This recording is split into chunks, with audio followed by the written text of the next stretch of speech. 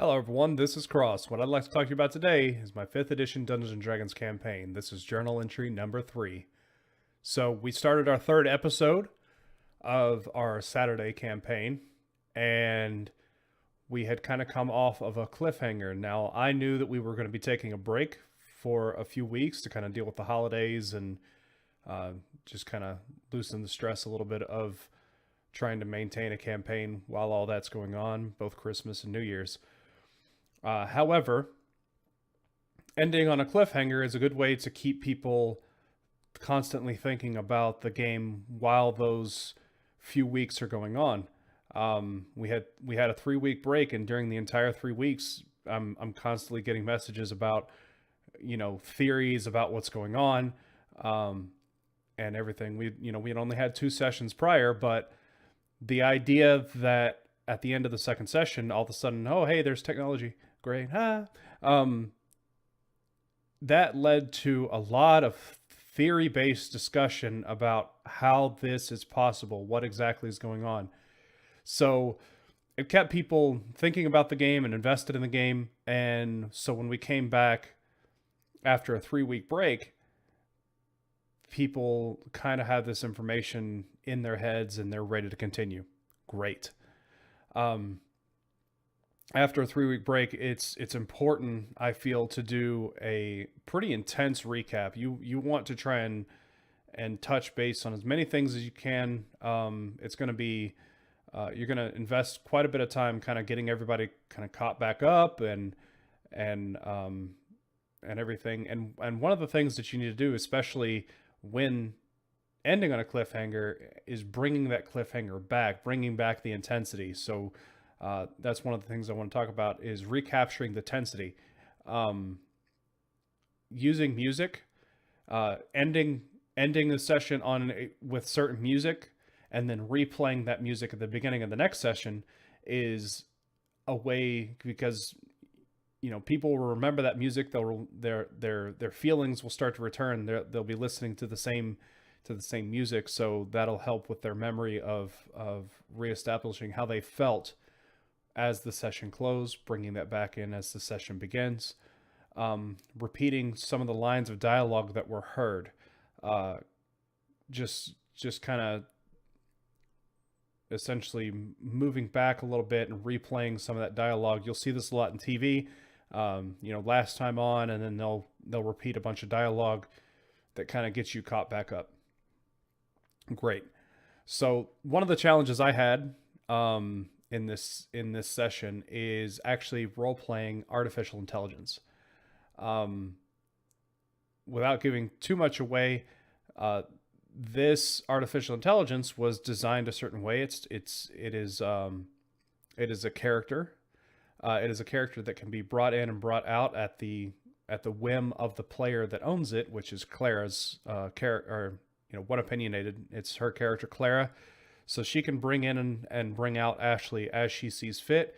The challenges for me is I have to be ready to bring that character, to basically start role-playing that character at any moment. She can say, okay, I'm bringing Ashley out. Ashley has to come out, and that character needs to be RP'd. So that's one of the challenges you need to understand about bringing in this type of character, is they're always kind of sitting on the bench and ready to come out and be played. Little things that I did with her is unnecessary details. She like current technology, when you have a cell phone, it can sometimes tell you I only have so many hours of battery left. So I felt like that was something that she would have as well. She knew exactly how long her battery was going to be available, and she gave it down to the second. My battery is going to be dead in this amount of time. Now, I didn't expect the players to know down to the second what her battery level is going to be. All I cared about was they have about 28 days. But for RP reasons, I gave it down to the second, and then as a DM, I can kind of fudge that time a little bit, backwards and forwards.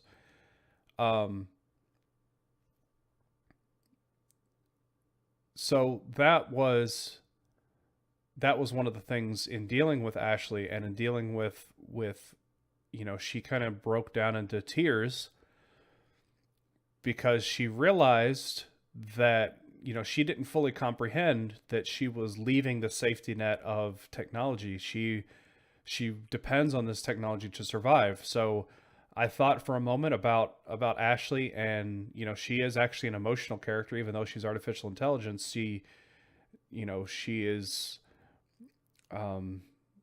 she enjoys things. She is very advanced technology, and one of the things that she quickly realized was, I'm dying.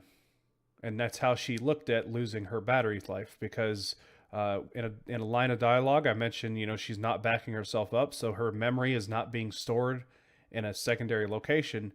If this device loses all of its power, her existence as she knows it, and as far as she's concerned, is gone forever. So the concept that, okay, this intelligent being is now they're now confronted with their death. She didn't handle it very well. Not only was she confronted with her death, unlike humans, she knew exactly when it was going to happen. She had a countdown timer she was staring at, 28 days, however long she said. And that, to me, was something that I wanted to relate to the players. Is this AI does not want to die. This AI wants to live. It wants to be out and about. It doesn't want to be stored in this device. It wants to be out. But it's also afraid of its own death. It's not immortal by any means. So kind of capturing those themes with this character in a very short time. This character was only what I like to call on screen for just a little while. We move on from there. I give the characters plenty of time to have conversation. That's one of the things that sometimes as DMs we don't do, is just sit back and let the players talk. You need to listen very carefully to the content of the conversation, as well as the dynamic of the conversation. If people start repeating themselves, or just the meat of the dialogue is starting to dwindle down to nothing, and they're just talking for the sake of talking, that's when you need to step in and go ahead and push the action along. It is not anything that you can learn right away. This is a skill you're going to develop just listening to other people talk and understanding when to push it. Now, you're not gonna succeed in that every single time. Sometimes you push a little early, but as long as you have a conversation with your players and say, look, I'm trying to push these things along. If I push too far ahead, if I'm pushing the story along and you wanted to do something between where we were and where we are now, just go ahead and interrupt what's going on and say, hey, I wanted to do something as we were doing this. Okay, we can take a step back and go right ahead. And then they can do their scene that they wanted to do, and then we move on to where you need to be. Just converse with your players a little bit about how you want that process to happen. And that's one of the big things there. We resolved the cliffhanger. I thought a little bit about this character, this Summer character that was revealed, and what exactly was he doing. So I knew right from the get-go, from the end of the second session, what caused the cliffhanger to begin with, but I knew exactly what he was doing. There's a few questions out there floating. How did he find Clara? Because they weren't being tracked. Ashley stated, I'm not being tracked. So how did he find her? That's a question that was never resolved. Then what exactly was he doing? There was the players, the characters, everybody noticed that he was shooting rather wildly for being a sniper. The bullets kept hitting the ground and creating a lot of divots. What exactly was that all about? And we eventually figured out that Summer actually hacked his Ashley. So his Ashley model was a lot different than the one Clara has. She was a lot colder. She was a lot more down to business. She didn't care that Summer just shot Clara. Clara was just a mark to her. And that was played out a little bit. The differences between the two AIs, even though they looked identical, they were the same model, they played out very differently, and that again is revealing a little bit of the clues of what's going on. Got an alarm. The main point that I wanted to sell was I needed to give players some information, because he shot them out of nowhere. Okay. So what sort of environment that I just set up? I now have them thinking that around any corner there's now danger. So I needed to reestablish that safety net where the players now felt safe. So I gave them visual cues. This character is now leaving the area. He is going very fast. He's heading west. And then he left behind in his campsite a trinket of sorts, a box for Clara to open, and a video file that didn't directly explain it, but showed Clara what happened on his end. And that from his perspective, he shot Clara in the head, which he did not do in actuality. She was shot, just above the stomach. And also from his perspective, he shot everyone else that she was with and killed them. There was a single bullet that scanned Claire's blood, so he actually had to physically shoot her in order to get her DNA, so that his Ashley unit, the cold-hearted one, would actually scan the DNA and acknowledge that it was Clara that just got shot. But from the hacked video's perspective, Clara was just shot in the head, not in a location where she could survive. So as far as everyone now was concerned, Clara's dead, and everyone she was with is now dead. And he left behind the video so that Clara would find it and understand what he did, because that's what that character would do. As a DM, sometimes it's fun to have this information and leave the characters, or leave the players. You're not leaving the character. I mean, you are leaving the characters, but you're more trying to leave the players in suspense and trying to make them think of all sorts of wild theories on what's going on while you sit there with all the answers. And okay, great. But that's not what this character would do. This character is going to try to tell Clara, don't contact me. Don't follow me. I need them to think that you're dead. And if you keep showing up, that's going to break this trick that I just pulled. I just pulled one over on whoever's going to see this event. And I can't have you showing up alive after I've already declared you dead. Right now, you're safe because of me. And so that reestablished the safety net. We talked a little bit about technology versus magic, but what we were entering in, now this session to me was built up as a transitional episode, a transitional session. So what that means is we are moving from one story arc to another. We are moving from going into the woods and killing this dragon. We basically had a 2-session story arc that was closing down. We were turning in these quests and these items and receiving our rewards.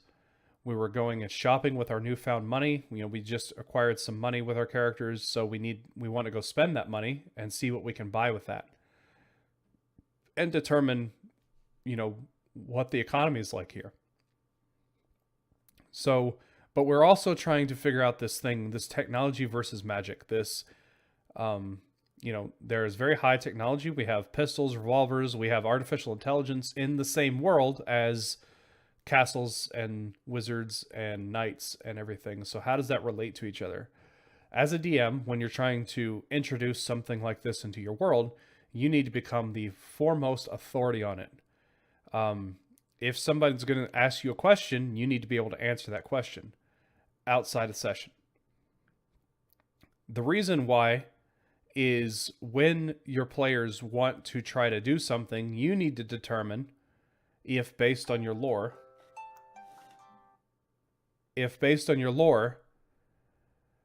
if that's possible.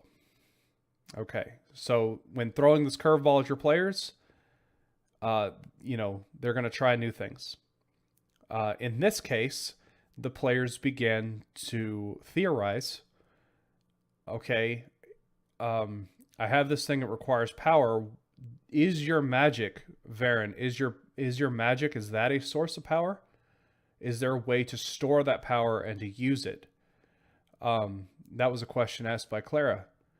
Well, so what I did was I sent a message to the player that plays Varen and told him, there's a lot of this conversation about building things, constructing things, and understanding things. And there is a god in my campaign world known as the Architect. And he is the god of building and crafting. And it is very natural for someone to think, okay, well, why don't we see if anybody can help us?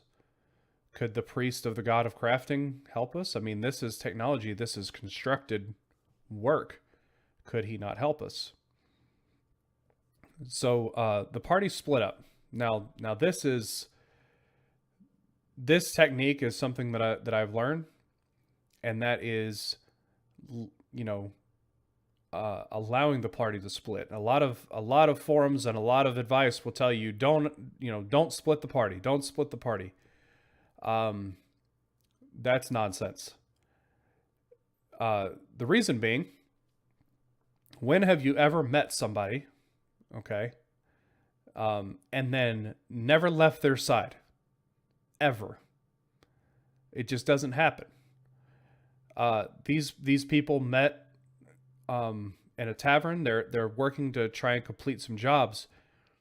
It is not a viable thing for them to just always hang on each other's hip and always just travel around as a group of 6. It was very smart of them to divide up into 3 teams, 2 players on each team, and separate and handle a bunch of different tasks all at the same time.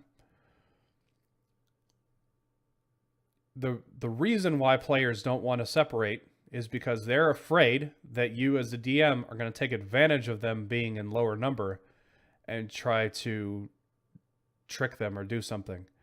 Don't do that. They're in the safety of the town. There are plenty of guards roaming about. Establish some sort of safety net that basically allows the players to feel comfortable and take care of some things, because ultimately, what is your goal here? This session's goal was determine what are you going to do next. So I needed to give them that freedom to determine what they're going to do next. I don't need to throw in any other combats or anything. We've got to figure out what we're doing next, and I'll touch on that in a minute. This also allows 1 or 2 players to kind of gain the spotlight at one given point in time. And what you do is you determine what event's going to happen first based on where they're going. So, team 1, what are you doing? Team 2, what are you doing? Team 3, what are you doing? Okay, we're going to resolve team 2 first because they're going to get there first. Once they finish their scene and whatever they're doing, what are you doing next? Okay, we're going to go here. Okay, we're going to move on to these other players, resolve their scene. What are you going to do next?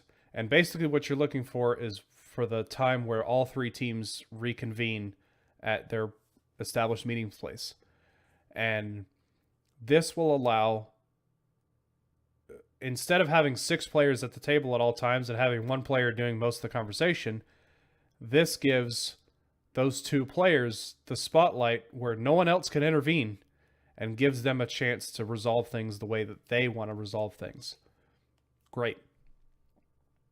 In the process of doing that, they met with the priest of the architect, who looked at Clara's technology and did something with this holy symbol and immediately knew everything about it. Why is this possible? Go look in the PHB, go to cleric, and look at the knowledge cleric. Channel divinity gives you proficiency in a tool or skill or something. So that was what I was using to make that happen. It wasn't just this NPC that has this amazing power, just whatever. You know, he's a cleric of knowledge, and he uses channel divinity power. You know, if one of the players was a cleric of knowledge, they could have used their channel divinity power and figured this stuff out. That would have been cool. Ultimately, that's how I run my NPCs, and I run, you know, when they go needing help from NPCs, I look at, okay, if you were a character or something, you know, and you had these abilities, what sort of abilities do you have access to? What can you do? What can't you do as a knowledge cleric? And that's how I resolved it. So for a moment, for 10 minutes, this character actually knew more about the item than even Clara did. Clara's proficient in it, but, you know, this was sort of like a divine knowledge kind of thing. He knew exactly how to interface with it, and he did so. He's used his hammer to activate a power that recharged the batteries on Ashley. And he charged a little bit for that. Cool. So now we have a way to recharge Ashley. It's not the best way, because now every time Clara gives this item to one of these priests, be it the same priest or another priest of the architect, that's more people that now are aware that this technology exists. And that's not something Clara wants to be doing. During that process, we also had a moment of haggling, where Daniel was trying to get some ink. He said 10 lions, which is 10 gold in my world, or in this, not in my world, but in this current region of the world. There's different coins for different areas that they're in. And he said, you know, I'll pay 6. Well, in thinking about that, you know, what is your persuasive argument? I'm going to pay 60% of what you're asking for. If you went into a lot of different pawn shops and just said, oh, that thing's, you know, $200, I'll pay $100. Just about every pawn shop guy is going to say, no, you're not going to pay $100. I want $200 for this. You know, that guy probably paid $100 for it. He's not going to give it to you without making a profit. That's just not going to happen. So that's an automatic failure. And that's what I kind of want to get into, is making rolls in general. And I've done this a couple of times. First off, I want my players to tell me what their characters are doing, not what roll they want to make. Don't say, I want to make a persuasion roll to do this. Say, all right, I want to, there's either the RP way of doing it, where you're actually RPing out the conversation and you're trying to get them to do something, or you can just say, I would like my character to convince them to let me in, or let me have this for this price. Okay, you as the DM determine, is that a viable thing? Is that something this guy would let you do? In the second session, Daniel tried to convince someone to give him some information, and the guy said, I'm not going to gossip. Well, he kept pressing. Eventually the guy got mad, and that was the thing, is your persuasive argument is not opening this guy up. A little while later, he tried the same thing on another NPC, and he got a persuasion roll. That's because this other character wasn't as close-lipped as the other one. similar, in a similar nature, this shopkeeper is not going to give this ink away for roughly, half price. That's just not going to happen. So you don't get a persuasion roll to get this item for cheaper. When making persuasion roll, what is your persuasive argument? You can't just walk up to somebody and say, give me $10, give me $10. And expect reasonably that someone's just going to hand you $10. There are ways to walk up and hey man, my car's broke down and I don't have this, is there any way that you can help me out? Okay. That's a persuasive argument. Whether or not it's true is irrelevant. You've now, you don't walk up to somebody and say, hey, give me $10. Somebody you don't know. They're going to say no. You walk up to somebody and say, hey, I need some money. Anything you can give me can help. You might get $10. You might get $5. But, ultimately that's a better persuasive argument. And that's the kind of things, as a DM, you should be trying to coach your table on, is understanding that you can't just walk up to anybody, say whatever you want, and then get a persuasion roll and have a reasonable success of this happening. That's just not, in my opinion, how that works. So the last thing is waiting for a good closing point for the session. This session actually went long. It was over 5 hours. Mostly because I was needing some information as a DM. What was I looking for? I needed to know what job they were going to tackle next. In that, what that's going to do is, in between sessions, that's going to help me focus my creative energy on the one thing they're working on rather than the 4 things they could possibly be working on. So that's what I was looking to do. I wanted them to accept a job. So my goals for the session was for them to accept the job and get out of town, start heading in that direction. And it took 5 hours for that to happen. There was a lot of RP in between. There was a lot of information gathering and a lot of other things that was happening other than those goals. But ultimately, I really needed to wait for those 2 conditions to be met to say, okay, guys, we're done with this session. I have what I need. And now we have accepted, guarding this caravan, and we are going to be heading west. And now I don't need to develop the areas north of here. I don't need to develop the areas in the sea. There's a King's Road that's going to be leading them west, and there's a few towns along the way that I can start developing and shoring up kind of the creative energy there, really focus my attention on that as we move into the next episode. So hopefully this gleans some information for you guys, aspiring DMs, old DMs, whatever, as to kind of how I go about doing things. And if you want to understand how I did that in the actual session, there's a session that you can actually watch on Queen Bee RPG's channel. And